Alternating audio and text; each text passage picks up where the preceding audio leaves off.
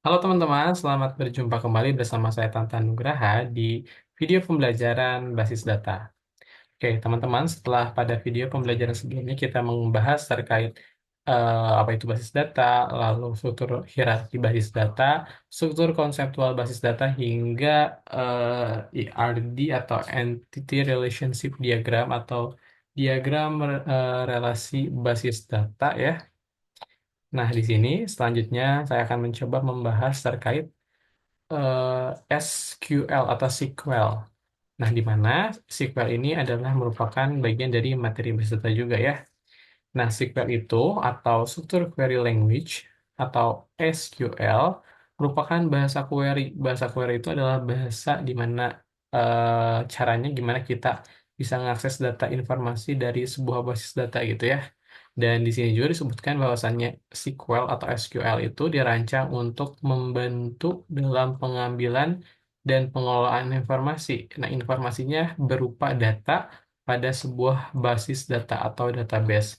Nah, SQL ini biasanya digunakan oleh orang-orang yang bekerja dalam bidang pengolahan data, khususnya pada bidang data scientist, lalu data administrator, data analis, dan lain-lain. Nah, di sini saya akan coba jelaskan juga terkait fungsi dari SQL itu sendiri ya. Yang pertama, fungsi dari SQL itu adalah untuk memanipulasi dan mengakses database. Kita bisa melihat data yang kita sudah buat atau data yang orang lain sudah buat dengan cara menuliskan beberapa perintah query yang sudah ditetapkan. Jadi ada aturan penulisannya teman-teman untuk bisa kita mengakses data yang sudah kita buat atau data yang telah ada gitu ya. Nah, untuk mengaksesnya perintahnya itu dinamakan sebagai query ya. Dalam proses pengaksesan, pemanipulasian data, kita bisa ngapain aja? Yang pertama, kita bisa membuat data. Membuat data itu biasanya pakai query create ya. Lalu menambahkan data, insert data, lalu mengupdate data atau mengubah isi data atau nama kolom maupun nama tabelnya gitu. Lalu kita juga bisa menghapus basis data atau database, atau kita juga bisa menghapus bagian dari basis data atau tabel-tabelnya gitu. Dan beberapa informasi yang kita tidak butuhkan untuk sistem. Jadi, dengan menggunakan query tersebut, kita bisa memanipulasi isi data. Memanipulasi itu mengubah ya, ada proses pengubahan. Lalu fungsi yang kedua yaitu SQL itu adalah untuk mampu mengeksekusi query. Nah, tadi kan sudah disebutkan bahwasannya kita itu bisa menghapus, menambahkan data, membuat data itu menggunakan sebuah perintah. Perintahnya itu dinamakan query. Nah, fungsinya SQL itu adalah untuk bisa mengeksekusi query yang ada yang sudah ditetapkan gitu ya, bahasanya itu. Nah, penggunaan query itu tujuannya adalah untuk memberikan perintah atau komen, di mana perintah itu kita langsung berikan kepada sistem basis data, sehingga bisa mengelola sebuah sistem database. Nah, contoh dari proses eksekusi data itu, kita bisa menggunakan query trigger, alter, grant, dan lain sebagainya. Nah, kalau misalkan alter itu biasanya untuk mengubah isi data ya, atau menambahkan bukan mengubah isi data, tapi menambahkan data baru atau mengganti data baru. Lalu untuk grant itu adalah untuk hak aksesnya. Fungsi yang ketiga dalam basis data itu adalah mengatur hak akses user atau mengatur hak akses pengguna yang menggunakan basis data tersebut, ya. Jadi tidak semua pengguna bisa menggunakan basis data karena orang yang membuat atau mengelola basis data itu mereka itu bisa mengatur hak aksesnya gitu. Nah, tujuan dari hak akses ini supaya data yang diakses oleh pengguna itu sesuai dengan kebutuhan, ya. Tidak semua data bisa diakses karena mungkin saja ada data rahasia yang tidak semua pengguna itu boleh tahu, gitu ya. Biasanya kita menggunakan query bernama grant dan revoke. Kalau grant itu ngasih aksesnya ya, ngasih akses kepada user terkait sebuah data tertentu. Kalau revoke itu menghilangkan akses atau menghapus akses terhadap tabel atau data tertentu, teman-teman. Nah, selanjutnya Di sini juga dijelaskan juga tipe data pada SQL. Kenapa sih kita harus tahu tipe data pada SQL juga? Karena dengan mengetahui tipe data pada SQL, itu tuh bisa tahu nanti tuh setiap kolom tuh kan ada isinya, ya. Setiap isi dari kolom tersebut tuh pasti ada panjang datanya. Misalkan ada angka satu itu isinya cuma satu ya integernya. Lalu misalkan kalau karakter tulisannya itu berbentuk teks gitu ya. Nah, itu tuh ada berapa huruf tuh atau berapa ya berapa huruf gitu. Nah, si huruf itu bisa kita hitung panjangnya gitu ya menggunakan yang namanya karakter itu. Sehingga di sini dijelaskan ada beberapa jenis tipe data yang dipakai dalam SQL atau SQL. Di mana yang pertama ada tipe data binary, yang kedua ada tipe data numeric, tipe data string, tipe data date and time, dan tipe data boolean. Lebih rincinya seperti ini teman-teman ya. Tipe data SQL. Nah, di mana ya? Tipe datanya yang ini nih. Nah, ini teman-teman, contoh tipe data SQL. Untuk string itu ada char, ada varchar, ada binary, ada var binary, dan lain-lain. Lalu untuk tipe data numeric, yaitu ada tipe data bit, tiny in, bool, boolean, small in, medium in. Jadi integer tuh masih banyak teman-teman tipe datanya itu ya. Nah, ada integer juga. Selanjutnya, ada tipe data tanggal dan waktu atau date and time ya. Ada date saja, ada date time, ada timestamp, lalu ada time saja, ada year. Seperti itu teman-teman. Dan ini, oke yang tadi ya, sudah. Nah itu teman-teman, terkait tipe data yang digunakan dalam SQL. Selanjutnya di sini dijelaskan juga perintah dasar dalam SQL. Jadi dalam SQL itu, mereka tuh kan punya banyak query tuh. Nah, query-query itu dikategorikan kembali ke dalam beberapa jenis perintah, teman-teman. Nah, jenis perintah itu kita namakan sebagai SQL command ya. Nah, SQL command itu ada kurang lebih 1, 2, 3, 4, 5 jenis ya. Namun di sini kita akan hanya memperdalam dua jenis saja. Kalau misalkan ada waktu kita sampai DCL. Kalau enggak, hanya DDL sama DML. Nah, jadi yang pertama ada yang dinamakan DDL atau Data Definition Language, yang kedua ada DML, Data Manipulation Language, yang ketiga ada Data Control Language DCL, ada TCL sama DQL ya. Nah, teman-teman, untuk di DL di sini ada query create, drop, alter sama truncate ya. Untuk DML ada insert, update, delete, dan untuk DCL ada grant sama revoke ya. Oke, itu adalah pembagian jenis perintah SQL-nya. Kalau misalkan di DL tuh kita hanya mendefinisikan datanya saja gitu ya. Gimana cara bikin data, cara ngapus data, cara ngeganti nama kolom atau menambahkan kolom baru gitu atau tabel baru gitu. Nah, kalau di ML itu kita dimanipulasi isi dalamnya. Si tabel itu kita bisa tambahkan data baru atau kita perbaharui isi tabelnya atau kita delete isi tabelnya. Kalau di CL adalah sesuai yang tadi kita jelaskan. Kita kan bisa memberi hak akses buat user gitu ya. Nah, memberi hak aksesnya menggunakan query yang namanya grant sama revoke, teman-teman. Seperti itu. Nah, di sini kita akan coba perdalam terkait Data Definition Language atau DDL, di mana tujuan dari DDL itu adalah untuk kita bisa membuat struktur database dengan tepat. Nah, untuk DDL ini tuh yang pertama ada perintah create ya, di mana create itu bisa kita gunakan pertama untuk bisa membuat perintah pembuatan database ya. Jadi sebelum bikin tabel itu kita bikin database-nya dulu. Lalu setelah itu kita bisa bikin tabelnya dengan menggunakan create table, tabel name-nya apa, lalu di dalamnya masukkan kolom satu tuh isinya namanya apa, tipe datanya seperti apa, dan seterusnya. Nah, tidak berlama-lama, kita akan coba praktikan bagaimana cara kita menggunakan eh, tipe data perintah SQL tersebut, yaitu yang perintah create ya atau pembuatan data. Kita coba berpindah Kita sekarang coba aktifkan eh, DBMS, Database Management System, yaitu Hades SQL sama web servernya. Kita gunakan XAMPP ya. Nah, kita klik dulu XAMPP-nya, kita tunggu. Habis itu kita coba aktifkan modul Apache-nya ya. Kita start ya, dan MySQL-nya. Kita start dua-duanya. Nah, habis itu baru kita coba buka DBMS Heidi SQL-nya ini ya. DBMS Heidi SQL-nya. Kita klik. Nah, lalu kita open saja. Di sini nggak usah pakai password ya, karena nggak di password.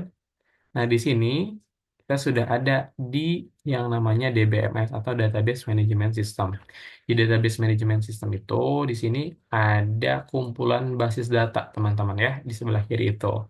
Lalu di sini kita coba contoh ke yang aplikasi kopi aja nih.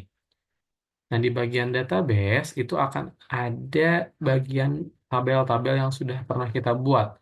Lalu, kalau misalkan ini hostnya, ini alamat IP-nya yang kita aktifkan servernya ya, database servernya tadi sudah kita aktifkan yang exam.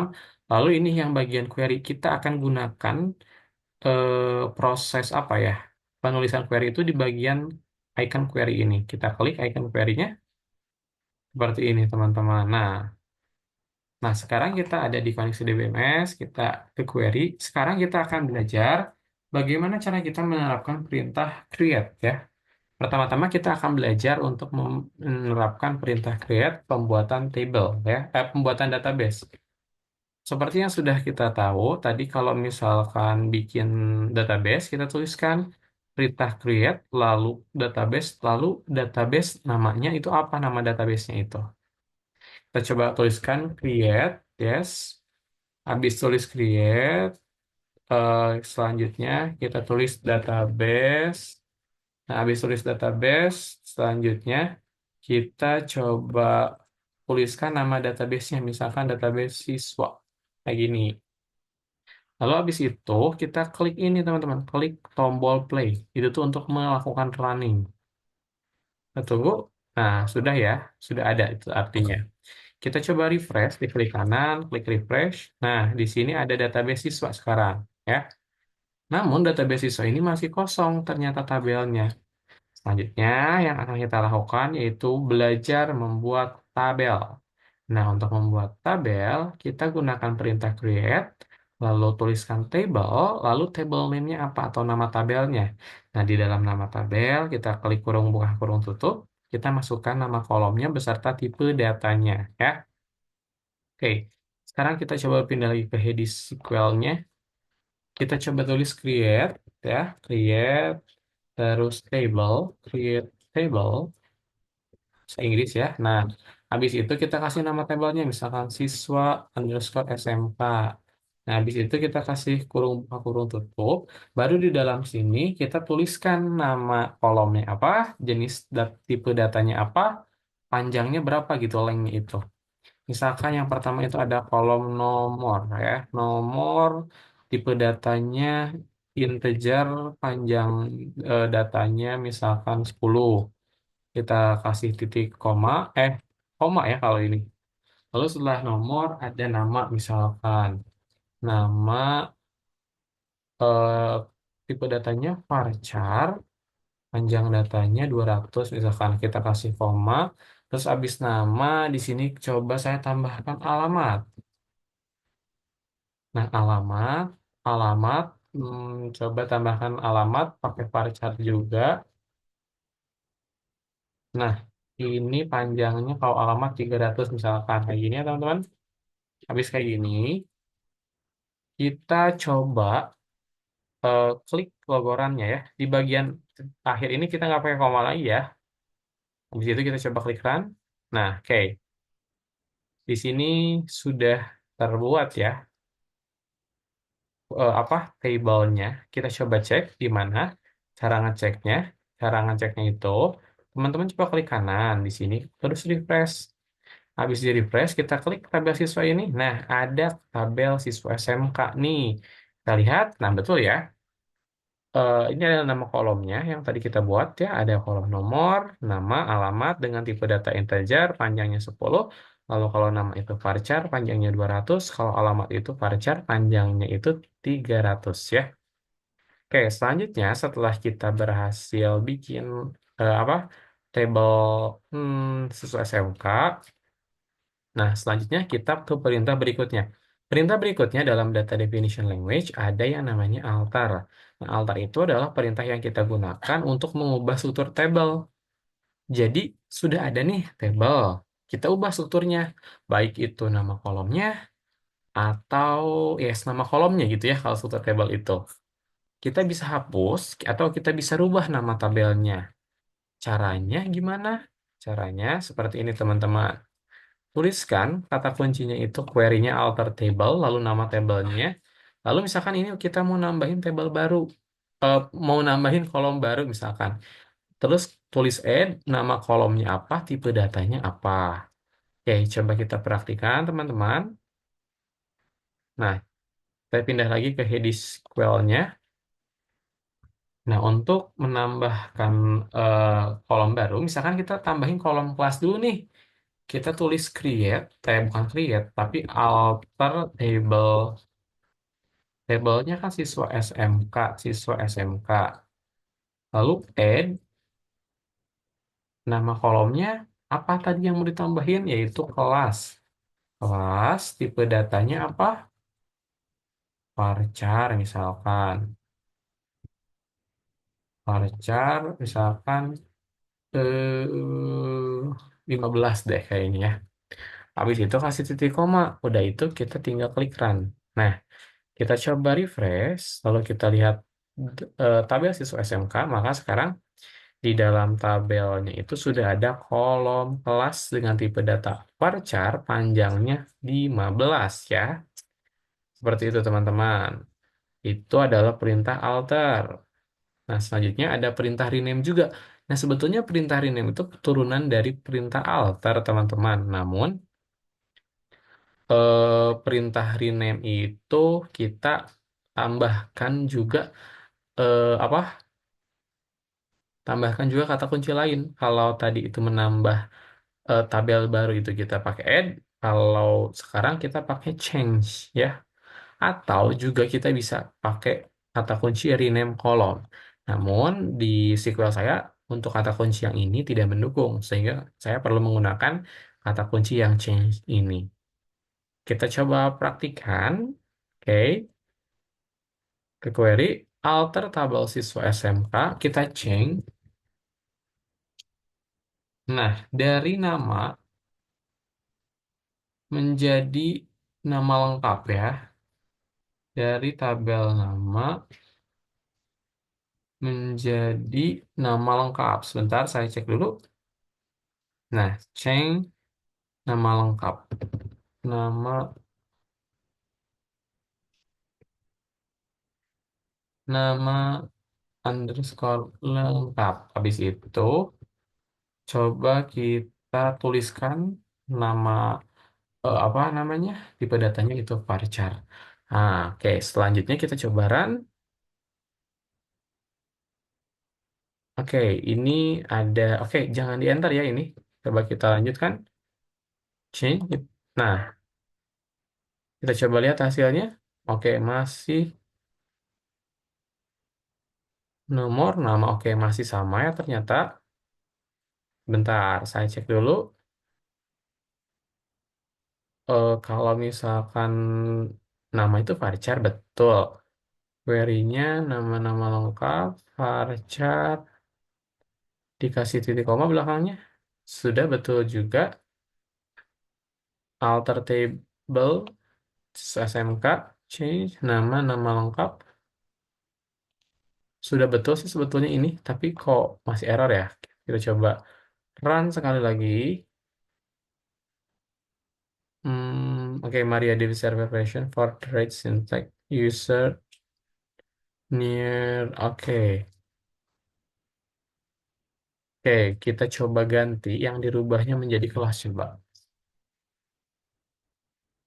kelas menjadi jurusan,